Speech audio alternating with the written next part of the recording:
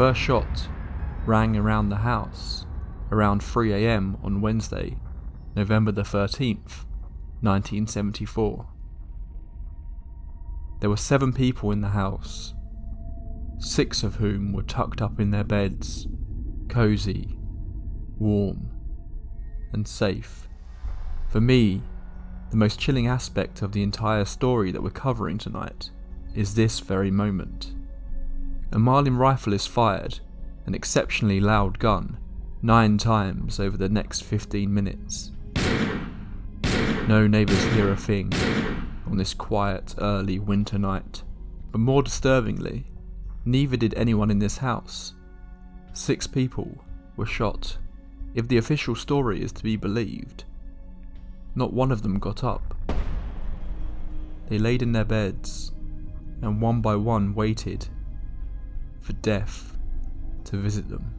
This bizarre act of brutal violence would lead to one of the most infamous real-life horror stories of all time.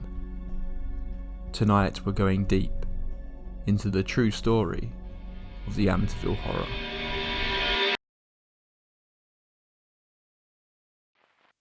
I know the Amityville story has been done to death, but I just couldn't resist revisiting it. For myself, and I'm sure many of you out there, Amityville is the haunted house story. It's the first incident of a haunted house I remember reading about when I was a child, and was likely one of the first supernatural stories I'd really come across. I remember catching parts of one of the awful later films on TV and it terrifying me. I remember how even friends and family members who had no interest in this kind of thing knew what you meant when you said Amityville. It's more ingrained in popular culture than almost any example of the paranormal I can think of. We're going to be splitting this story into 4 parts. The horrific murder of the Defeo family as they slept in their beds and the resulting trial. In part 2, we'll go over the infamous 28-day stay of the house's new owners. Then we'll take a look at the investigations into the reported paranormal encounters, before finally talking about the controversies of the entire case and try to pin down what actually happened in this now iconic house. So let's go back to that night in November 1974. We're going to go with the official events of what happened that night, but rest assured we will be talking about the many different accounts. Ronnie Defeo Jr., or Butch as he was known, was the oldest of 5 children. To say he was a troubled young man was an understatement, and it speaks volumes that after the story of what happened came out, no one in the community was seemingly surprised. His family lived at 112 Ocean Avenue, Amityville, a beautiful waterside village on the south shore of Long Island. It appears that at around 3 AM in the morning, Ronnie Jr. walked into his parents' bedroom and then shot both his father, Ronnie Defeo Sr., age 43, and his mother, Louise Defeo, 42, firing at them both twice, before then heading to the bedrooms of his siblings, his brothers John and Mark, aged 9 and 10 respectively, his younger sister Alison, 13, before finally heading up to the top of the house and entering his sister Dawn's room, aged 18. All the bodies were found face down in their beds, as though they hadn't moved an inch, as Ronnie walked around the house, executing his family, one by one. No neighbours reported any kind of disturbance, although one did claim to have heard a Defeo's pet dog barking around the time of the murders, but they did not hear a single gunshot. It's reported that both Alison and Louise appeared to have at least woken up before they died. However, the official evidence suggests that none of the bodies were moved post-mortem, despite the appearance that they had been placed in their beds, almost deliberately. 6:30 PM that evening, Ronnie Defeo Jr. runs into Henry's bar, just a block away from his family home, and starts shouting that his parents have been shot. He gathers a group of guys and they head to the house to discover the grisly scene. It didn't take long for the police to arrive, and they moved Ronnie Jr. away for both his safety and to ask him questions. This is when the stories began, and Ronnie Jr. had a lot of stories. He told the police that the killings had been carried out by a mob hitman. Connections between the mob and the family had long been the talk of rumours in the community. Ronnie Jr. said an old associate of his father's, by the name of Louis Fellini, was behind the killings and had threatened to murder his father after a falling out some years earlier. Ronnie Jr. claimed he hadn't been there for dinner earlier that evening, as he was sick of his mother's poor cooking, a detail that didn't really hold much water once it became evident the family had been killed some 14 hours earlier. After 12 hours of interrogation, it all came spilling out of Ronnie Jr. He spoke about his hatred for his family, how Ronnie Sr. had abused him for years, how he hated his family. He referred to his younger brothers as pigs. The previous night, while sat in his basement, watching the 1969 film Castle Keep, he decided he had had enough. He went to his parents' bedroom and shot them both in their sleep. Seemingly his intention had only been to kill his parents, but after that first act of violence, he couldn't stop himself. In a frenzy, he stalked from room to room, executing each and every one of his family members. A fact that Ronnie Jr. has never been able to explain. No one was surprised by this turn of events. Ronnie Jr. had been threatening to murder his parents for years, even leading to a psychologist warning Ronnie's mother that they needed to have him committed before he finally acted. Ronnie Jr. had been the victim of his father's abuse for years, and that combined with his heavy use of heroin, acid and speed took a severe toll on his mental health, until one day he just decided that he couldn't take it anymore. Then the court case began, and as did Ronnie's many different versions of events. Ronnie Jr. seemingly decided he would try to persuade the court he was insane, and therefore not responsible for his actions. This could explain the conflicting and downright strange stories that Ronnie came up with. However, these conflicting stories continue to grow and spiral up until his death in 2021. Among his many claims over the years, he said that he was sat in the basement watching TV when he overheard his family plotting to kill him, and he decided to murder them first. He also claimed his sister Dawn had in fact killed his father, and that his mother had killed his siblings before he turned the gun on her.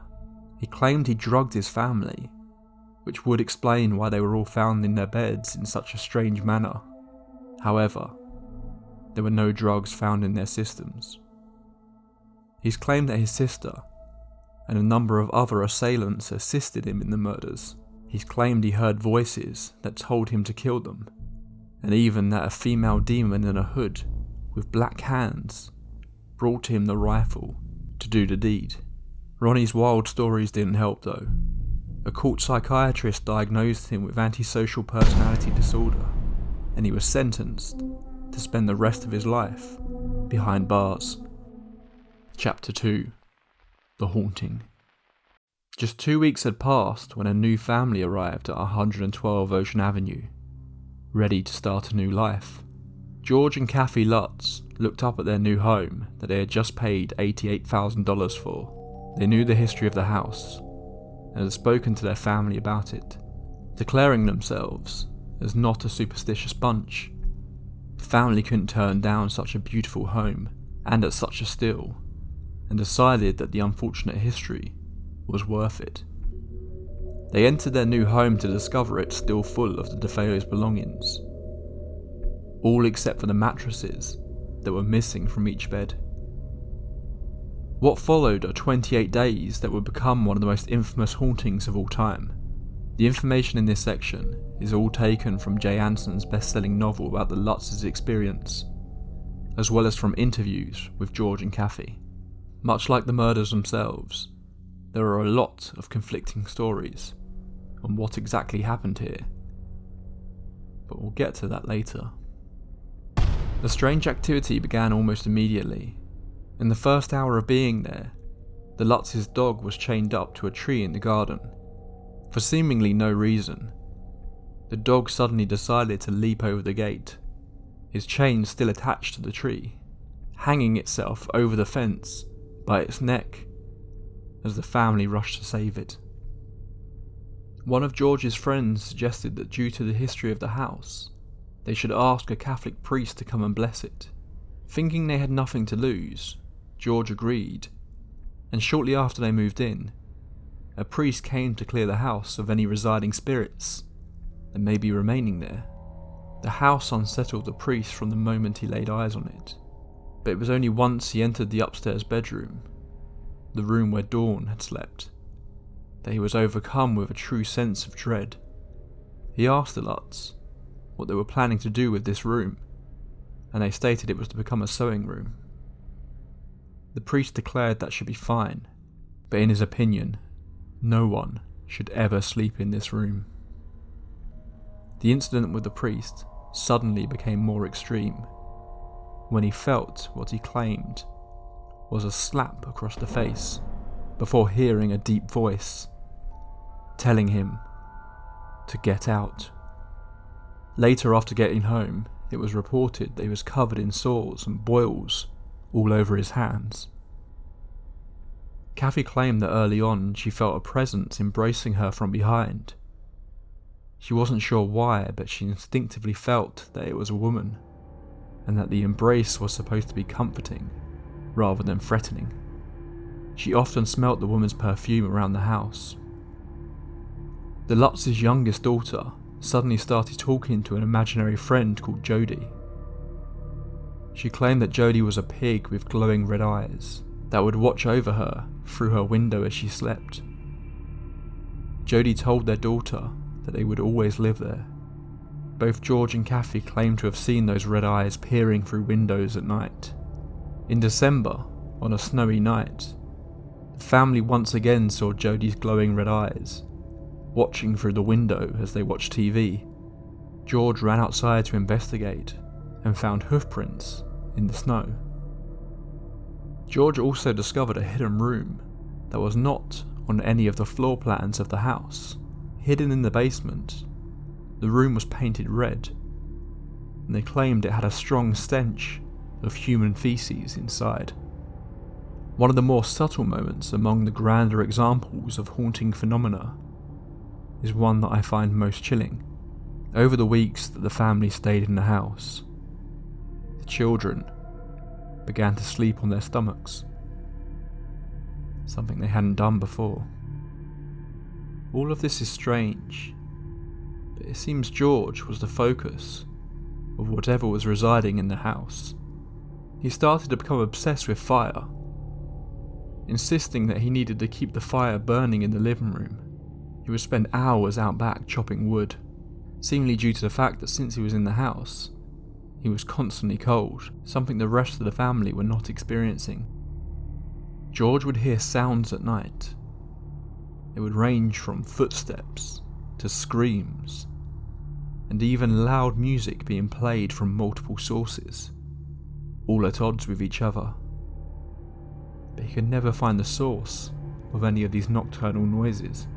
One night, he tripped over a lion ornament in the living room, and when he looked down at his leg, he saw what appeared to be bite marks. While Kathy may have felt a kind embrace, and their daughter was making friends, the house was having a dark effect on George. He became increasingly irritable and aggressive with his family. His personal hygiene became considerably worse, and he began to wake up every night at 3:15 AM, the same time the Defeo murders were said to have taken place. The activity grew more and more extreme as time went on. Their possessions would be covered in what appeared to be strange black mould. Green slime would ooze from the ceiling, dripping down to the carpet below. Swarms of insects, most notably flies, would be in the room Dawn once slept in, but there seemed to be no way to get rid of them. Then the activity became more violent. Cupboard doors would be slammed, doors broken off their hinges. The banister rail on the stairs was found ripped off. In one incident, an open window suddenly slammed shut, trapping one of the children's fingers in it. It came to a head a little after a month of moving into the home. George woke up in the middle of the night once again, but this time he couldn't move. His bed shaking from side to side, as if it was being lifted over and over by some unseen force. He then saw Kathy levitating across the bed, her face switching to that of an old woman before his very eyes. What happened after that is unknown. The Lutz family always refused to talk about what happened that final night in the house, a secret that both George and Kathy took to their grave. Since this is one of the most well-documented paranormal cases of all time, it really makes you wonder what happened. It was so bad, they could never bring themselves to talk about it. Whatever happened, the family left the next morning, leaving their belongings behind, and never returning. Before we jump into the investigation, I noticed something odd. Although I knew the story of the Amityville Horror, it had been a long time since I'd read the details. I started writing this video on the 13th of November, just a fun coincidence that I didn't notice when I sat down to create the video. However, to add to it, the same night I started writing this episode, the app I used to track my sleep claims I was awake around 3:15 AM for 20 minutes. I have no memory of this. Chapter 3: The Investigation. 2 months later, the Lutz story was beginning to get a lot of attention. A reporter decided to pull together a team of psychic researchers and spend the night in the home, and it just so happened they were able to get two of the most notable paranormal investigators of all time, Ed and Lorraine Warren, a controversial pair that we have covered on the tape library in the past. George Lutz met with the Warrens to give him the keys to the house, but he refused to go any closer than a restaurant 4 blocks away. Ed tried to ask George more about what had happened there, but George refused to talk, Ed suggesting that he appeared to still be too shaken to want to talk about it, especially what had happened on the final night. The investigators were all shocked by what they saw when they entered the house. It felt like a ghost ship. All of the Lutz's belongings were still there. Dirty dishes sat in the sink. Their brand new boat sat in the boathouse. George hadn't even come back for his custom motorcycles that were kept in the garage. When entering the house, both of the Warrens claim they were hit with overwhelming sensations. In an interview with the pair, Ed makes it very clear that he is not clairvoyant, nor is he sensitive to the spirit world. However, he said the second he stepped inside the house, it reeked of death. The pair went in separate directions, Ed down to the basement, Lorraine upstairs to the bedrooms. Both claimed to be hit with the strange sensation of powerful rushing water falling on them. In the basement, Ed encountered what he described as a powerful demonic force, while Lorraine saw in her mind's eye the image of bodies all lined up on the floor of the sewing room, supposedly the bodies of the Defeos, before the coroner took them away. The Warrens have shared many photos from the investigation. One of them appears to show a number of religious statues in the back garden. Apparently these predate the Lutz's moving in. The statues all come from St. Joseph's Shrine in Montreal. Ronnie Defeo Sr. had travelled to Montreal just 6 months before his murder, but he didn't return alone. He came back with these statues, as well as a priest who was supposedly an exorcist. When asked why Ronnie had brought an exorcist to the house, he simply said, "I've got a devil on my back." The Warrens weren't the only paranormal researchers and psychics that were brought to the house that night. All of those that partook in the investigations claimed to have experiences in the house, ranging from feelings of intense terror, heart palpitations, all the way up to communicating with spirits, and even visions of an Indian chief. The group conducted a seance, during which Lorraine Warren proclaimed that there was an evil in this house from the bowels of the earth. They claimed that this evil had been there long before the murders. It's worth checking out interviews with the investigators if you want to hear further about the many experiences they had, but I really wanted to highlight what I think is, regardless of your beliefs, one of the creepiest events to take place during the entire Amityville saga. A number of cameras were set up around the house that were placed on automatic timers. These cameras were set so they would take a photo every 5 minutes, with various people walking about, and hours worth of photos that seemed to show nothing in particular. Most of the photos were filed away, not investigated much further. However, some years later, a young secretary was going through the Warrens' library of photos from the Amityville investigation. She was pregnant, and said every time she got to one specific photo in the set, her baby would kick. She looked at the photo.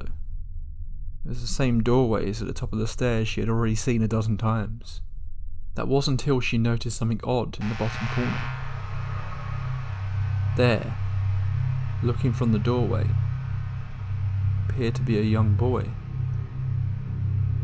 His eyes glowing, staring directly into the camera. Before we delve into the controversies around this case, and believe me, there are many, I just wanted to thank you for watching all the way through to the final part. If you've enjoyed this video, I have lots more on the way. In the coming weeks, I'm going to be sharing some of the true paranormal encounters that people have shared with me, visiting a house that would give Amityville a run for its money, and taking a deep dive into one of the greatest paranormal investigation shows of all time. So if you don't want to miss out, then please click subscribe and turn on notifications so you never miss another entry into the tape library. Chapter 4: The Controversy. The haunting at Amityville has ignited my imagination, as it has for many others for decades now. Everything about this story feels like it's ripped straight from a horror movie, and as much as I want this whole thing to be true, there are a lot of inconsistencies that need to be addressed. First, let's take a look at the crime itself. In the story of his life, Ronnie Jr. is the very definition of an unreliable narrator. Picking holes in Ronnie's various accounts of the murders would be a video in and of itself, just because of the sheer number of different stories he has told over the years. A number of people have interviewed Ronnie, and a book on the murders was written in the early 2000s that suggests Dawn was an integral part of the murders. In some versions of the story, she convinced Ronnie to do it. In others, she carried out the murders herself. It's also been suggested that Ronnie committed the murders along with Dawn and 2 others. There was evidence found on Dawn's body that suggests she may have fired a gun that night. Ronnie claimed that the plan was just to kill their parents, but Dawn had gone crazy and started shooting the kids. Ronnie tried to get the gun off her, killed her by mistake. On the night of his arrest, supposedly Ronnie's grandfather was overheard telling his grandson that he didn't want to hear any more about his sister, and that he was going to take the blame for this. There have also been numerous rumours over the years that Dawn and Ronnie Jr. were extremely close, and may have even had an incestuous relationship. To add to the version of events that seems to implicate Dawn Defeo, supposedly the family had been involved in something rather shady leading up to the murders. A DEA agent had been placed outside their home to stake it out. The night of the murders, the DEA agent supposedly saw Dawn Defeo walking out of the house carrying a rifle, wearing a hood and black gloves, much like the description of the demon that Ronnie claimed had handed him the gun. One criminologist suggested that it appears the bodies were in fact moved after their deaths, to be placed in the beds. However, this has never been confirmed, and the official ruling by the investigators in court was that the bodies were not moved. It's worth noting that despite these rumours and accusations, no one else has officially been implicated in the murders of the Defeo family. The official story is that Ronnie Defeo Jr. murdered his family as they slept in their beds. Then the hauntings and subsequent events. As I said, this story feels like it's been ripped from a horror film, and many have suggested that maybe it has been. The Lutz story came out not long after a little known novel and movie came out, The Exorcist. The Exorcist was a worldwide phenomenon that brought the idea of the devil back into the public zeitgeist. Battle between the good Catholic priests against the demonic entity that could move furniture, levitate people, and spray green slime around. All very familiar concepts that are contained in the Lutz story. The priest who claimed he visited the Lutz home later made a statement under an affidavit that he never actually stepped foot into the property and only spoke to George Lutz over the phone. This is completely at odds with every other account of the incident the priest gave. The Lutz's neighbour had a large Persian cat that Ronnie Defeo apparently referred to as Piggy due to its size. It was prone to sitting in a tree next to 112 Ocean Avenue, its eyes reflecting light as it watched the inhabitants through the windows. The day they claimed they saw the hoof prints in the snow, there was reportedly no snow in Amityville on that day. The new owners of the house after the Lutz point to the discrepancies in the weather as evidence that the stories contained in the latter book, The Amityville Horror, are fictional, although Ed Warren suggests this might not be that much of a smoking gun. Now, people said, well, there was no snow called for that night. The Weather Bureau didn't call for snow. The Weather Bureau is never wrong, are they? But did you ever see it snow on one side of the town and not on the other side? Sure, Yes, sure. Positively. So they picked on little things like Little this. things, they grabbed it. Yes. Speaking of the new owners, they were adamant that there was nothing wrong with the house. A key point of this is that when they moved in, despite the Lutz's claims of doors being blown off the hinges, along with a whole host of other incidents of destruction, they claimed that when they purchased the house, there was nothing to suggest anything had happened. This is the original banister. In the book, it was supposed to have been torn out of its hinges and completely demolished or something. As you can see, it is the original banister. It's been here, like everything else, 50 years, and it's still in perfect condition. Quote, January 2nd. Holding his nose, George forced open the paneling and shone his flashlight around the red-painted walls. The stench of human excrement was heavy in the confined space. It formed a choking fog. My name is Patty Camarado. I was friends with Allison Defeo, the girl who was murdered with the rest of her family here in 1974. This I'm going to show you is the mysterious red room that's so noted for in the book. This door, which they say was never here, was here, is here, always will be here, I suppose. This is the red room. Nothing more than a storage area where Allison and her brothers and I used to keep toys. Just red, you know? There's never any feeling of spirit presence or ghosts or any sort of thing like that. It's just a play area. Used to keep toys. Nothing more than that.